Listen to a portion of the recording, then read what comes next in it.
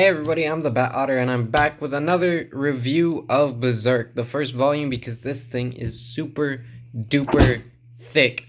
So the last review I did was of the Black Swordsman arc, although I never disclosed that it was the Black Swordsman arc in the review. At least I don't think I did. But this time the review is going to be over the Brand arc, which starts here, as you can see. So before we begin, be sure to follow me on Instagram, like, comment, and subscribe. Already, before the video, comment, predict what color the next page is going to be. Yeah, do that. So anyway, let's get into the Brand. Obviously, from the last review, you guys know I like the storytelling, I like the sequential artwork, and I like the artwork in general.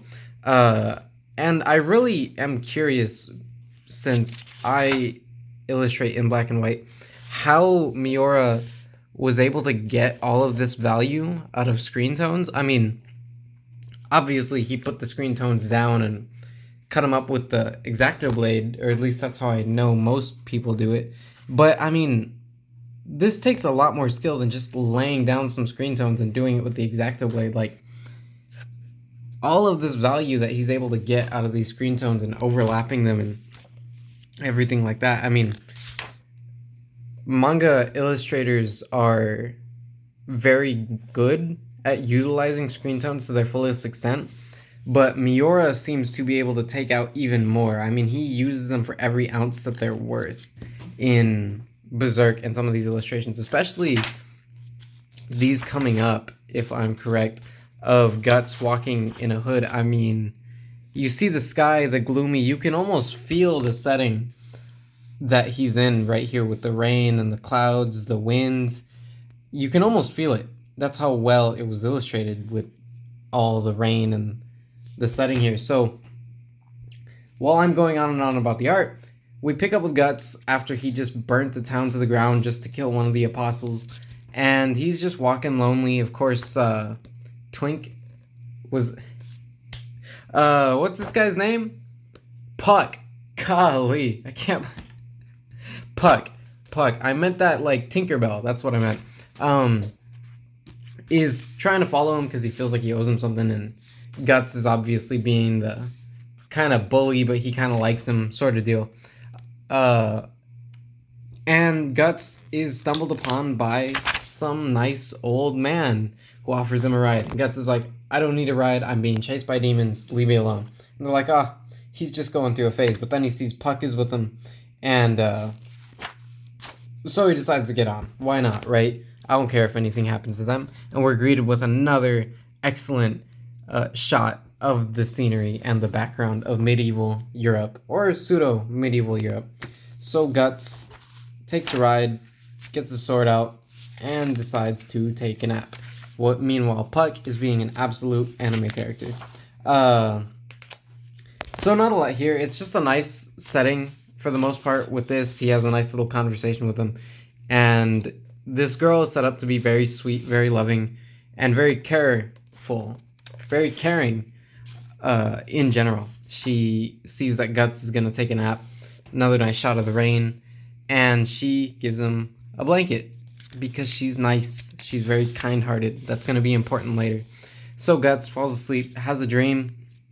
Now, up to this point, again, the only time that we've seen Guts show any semblance of emotion other than pure hatred and rage is whenever he saw that little fetus thing crawling towards him. So here we see him dreaming, he's naked. And again, this is another testament to the storytelling that Miura doesn't just use Guts' unassuming and very cold, emotionless persona and portrayal as a character device, a plot device, just a little thing to use as the character. He uses it and utilizes it to the fullest extent, so that way whenever the character does show emotion, like in this scene here of this demon crawling towards him, it has much more impact because of how little emotion he shows. Whenever he shows this much emotion, this much fear and anxiety towards something, you know that that something must be powerful. That must be a very impactful thing that he's dealing with. Now, of course, this manifests real. It gives him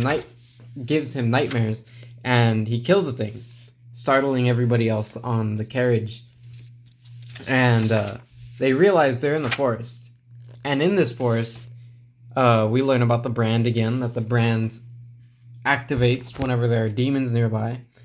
And we get, in my opinion, one of the best fight scenes and some of the best artwork in this book in the first volume. Now, of course, Berserk is littered with great artwork from end to end, but in the first volume, this is some of the best. And again, one of the tropes that is carried out through Berserk, one of the consistencies is Guts chops things in half. And as I said, every single time that I thought I was going to get tired of it, I didn't. And with all of those things combined, with the development of Guts as a character being very emotionless, so that way the emotional moments are more impactful, Miura also does things to set up your reaction to other characters, get you to care. Like this is unassuming girl. She cares about Guts. She's very kind, very innocent, and in not even a few pages and very, very little amounts of dialogue, he gets you to care about her. He gets you to care about this family. And as the horses are startled, Guts tells them not to come out, and you get a very dramatic shot in the next page alone that, again, I don't get emotional when reading things, and it's not like I was crying. Don't bully me. No, but it shocked me. I was like, whoa, when this happened, and it was illustrated in a full silhouette form to show you the drama in the situation. And again, I was like, when I saw this, I don't react to reading things.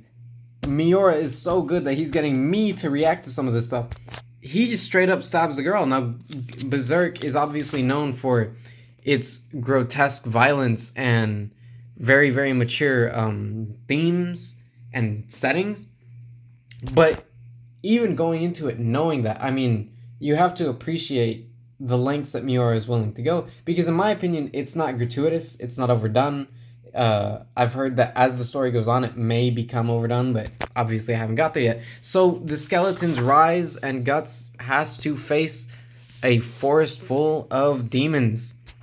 And he does that in flying colors, quite literally flying around, slashing them in half, giving us these massive scenes of the foreshortening, great compositions, utilizing every aspect of the character to illustrate great pages. Whether it's the sword, the cape, the setting in the background, whatever it may be, Miura milks it for everything that it's worth every single time. And we get more silhouettes where his eyes are whited out, which I love those panels. And we see that while he's slashing and hacking, in a way he's enjoying it. He's letting out all this rage. I think Puck starts to react again, where he's like, oh my gosh.